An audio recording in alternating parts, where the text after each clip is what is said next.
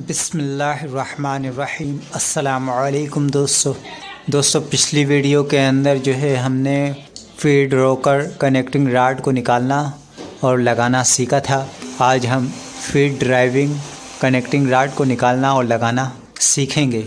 उसके लिए आप चाहें तो फीड रोकर कनेक्टिंग रॉड को पहले ही निकाल सकते हैं और चाहें तो आप इसको बग़ैर निकाले भी जो है ये काम अंजाम दे सकते हैं। तो किस तरीके से, तो चलिए देखते हैं। सबसे पहले जो है हम इस पिन को जो फीड रोकर कनेक्टिंग रॉड की है और इस पिन को जो फीड ड्राइविंग कनेक्टिंग रॉड की है खोल लेते हैं।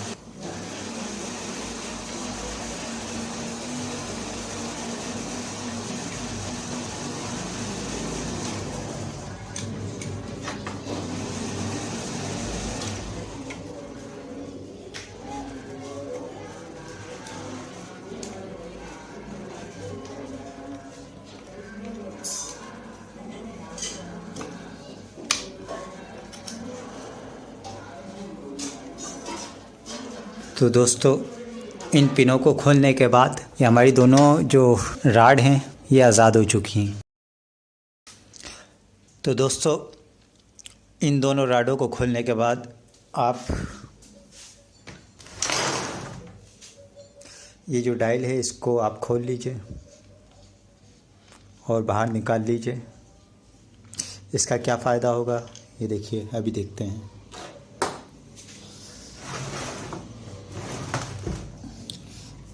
इसको निकालने के बाद ये देखिए, ये जो हमारी रॉड है ये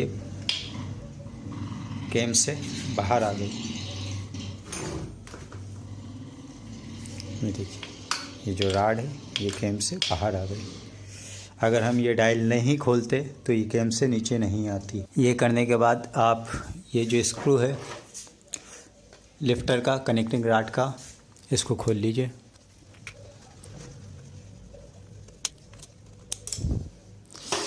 इसको खोलने के बाद इसको ये नीचे कर दीजिए। देखिए, नीचे करने के बाद आपको कॉलर के स्क्रू और गेयर के स्क्रू नज़र आना शुरू हो चुके हैं। तो आप कॉलर के स्क्रू को खोल लीजिए। तो दोस्तों, आपके लिए पेचकस जो है मुकम्मल फिक्स होना चाहिए। ये देखिए, ये हमारा पेचकस है, ये मुकम्मल फिक्स है। पेचकस जो है वो ऐसा हो कि ये देखिए, अगर हम इसको जो है इसमें लगाकर छोड़ना भी चाहेंगे तो हम इसको इसमें लगाकर छोड़ सकते हैं। ये देखिए, ये इतना फिक्स है ये पेचकस। तो पेचकस को आपको तकरीबन इतना ही फिक्स होना चाहिए कि आपका जो पेचकस है वो स्क्रू में इतना ही फिक्स होना चाहिए, वरना आपके स्क्रू ख़राब हो सकते हैं। ये खोलने के बाद आप ये जो कैम है इसे भी खोल लीजिए। ये कैम खुल गई, गियर खुल गए, कॉलर खुल गया। हैंड व्हील को खोल लीजिए। अब आप जो है मेन शाफ्ट को निकालिए। हम मशीन को सीधा कर लेते हैं ताकि मेन शाफ्ट को आसानी से निकाल सकें। ये देखिए, अभी हमने मशीन को सीधा कर लिया। अब ये देखिए, ये जो हमारी मेन शाफ्ट है, अब हम इसको बाहर निकाल लेते हैं।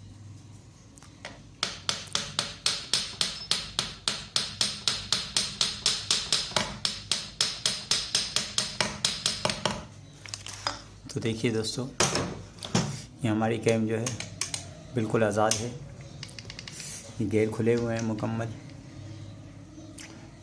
कॉलर भी खुला हुआ है। इसको चेक करने के बाद काउंटर वेट को पकड़ के घुमाएं तो आपकी जो मेन शाफ्ट है वो इस तरफ से बाहर आ जाएगी। तो ये देखिए, ये मेन शाफ्ट निकालने के बाद ये कैम जो है ये हमारी मुकम्मल जो है वो बाहर निकल आई है। तो दोस्तों, ये है कैम को निकालने का तरीका। और ये जो है इसका एक्सेंट्रिक ब्लॉक और ये इसकी कैम। ये देखिए, अब ये कैम को आप देखिए कि यहाँ से तो इसके लेवल है, लेकिन ये यहाँ से उठी हुई है। और इसका सुराख भी देखिए, यहाँ से ये एरिया ज़्यादा है और ये एरिया कम है। तो इसी वजह से ये कैम कहलाती है।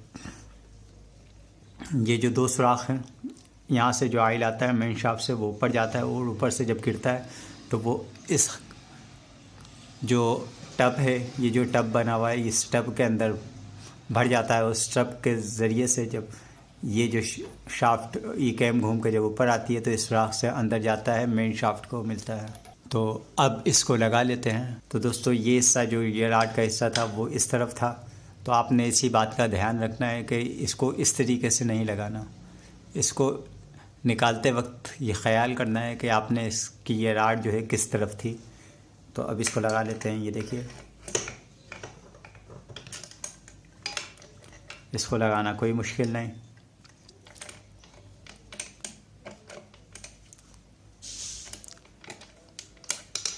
ये देखिए,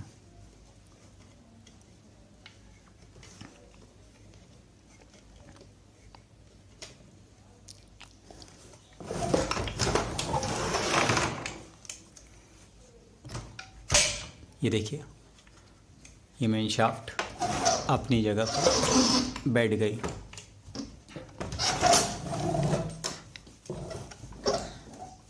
जब ये मेन शाफ्ट अपनी जगह पर बैठ जाए तो इसकी सेटिंग का क्या तरीका है वो आप मेन शाफ्ट वाली वीडियो में देख सकते हैं। तो देखिए, ये खांचा आपको नज़र आ रहा है, ये पैल है।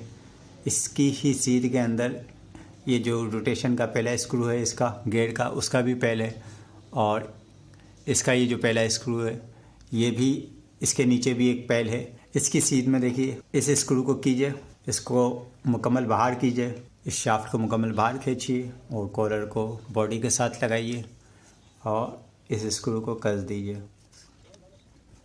उसके बाद ये देखिए कि इसका ये जो पहला स्क्रू है ये अगर सीध में है तो सही है, अगर सीध में नहीं है तो आप इसके ज़रिए से ये देखिए इसको घुमा कर जो है आप इसको सीध में कर सकते हैं। ये देखिए, ये हमने इसको इसकी सीध में किया और इस गेयर को यहाँ पर ये देखिए इसके साथ मिलाया और इसको भी टाइट कर दिया। इसको टाइट करने के बाद हमने इस पिले को चेक किया और हैंड व्हील को इसके रोटेशन के पहले स्क्रू पे देखिए, एक स्क्रू ये और एक स्क्रू ये। तो रोटेशन का जो पहला स्क्रू है हैंड व्हील को हमने लगाया और हैंड व्हील को भी टाइट कर दिया। इस व्हील को लगा लेने के बाद आप ये चीज़ चेक कर लीजिए कि ये व्हील जो है वो जाम तो नहीं है, क्योंकि अगर ये व्हील जाम होगा तो मशीन बहुत ही ज़्यादा आवाज़ करेगी। तो इसकी जाम होने की वजूहात भी मैं आपको बता देता हूँ कि जब आप इसको बहुत ज़्यादा इधर जमा के लगाएंगे तब भी ये जाम हो सकती है, जब आप इसको बहुत ज़्यादा इधर जमा के लगाएंगे तब भी ये जाम हो सकती है। अब आप कैम में ये जो हमने इसको खोला है देखें, इसको इस तरफ कीजिए उंगली से पकड़ के और इसको ये ऊपर उठाइए। ये देखिए, ये चिमटा ऊपर हो गया। जब ये चिमटा ऊपर हो जाए तो आपने चिमटे को इधर से पकड़ लेना है और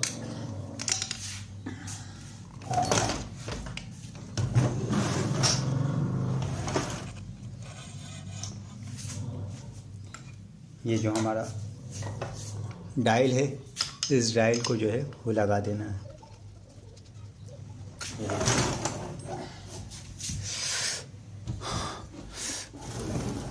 ये देखिए, डायल लगाने के बाद अब ये चिमटा जो है ये ऊपर रुक चुका है और अब ये नीचे नहीं आएगा।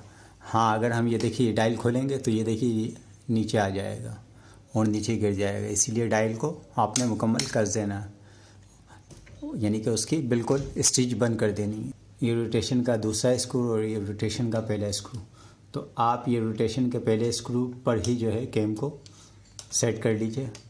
और ये देखिए, ना कैम ज़्यादा इधर होनी चाहिए ना कैम ज़्यादा इधर हो के इससे टकराए, बल्कि इसकी दरमियानी जो पोजीशन है उस पर आप कैम को रखें और ये कैम का जो स्क्रू है इसको टाइट कर दीजिए। अगर कैम यहाँ हो जाएगी तब भी कैम फंस जाएगी और मशीन जाम हो जाएगी, कैम यहाँ होगी तो तब भी कैम फंस के मशीन जाम हो जाएगी। तो इसके बाद जो है आपने ये जो लिफ्टर खोला था इस लिफ्टर को जो है वो लगा लीजिए। ये देखिए, ये स्प्रिंग जो हमने इधर से निकाला था इसको इधर लगाया और इस लिफ्टर का जो है ये स्क्रू लगा दिया। लिफ्टर का ये स्क्रू लगाने के बाद अब हम नीचे की जो पिनें हमने निकाली थी कनेक्टिंग रॉड की, अब हम वो लगा लेते हैं। मशीन को इस तरीके से आप लिटा लीजिए और उसके बाद ये देखिए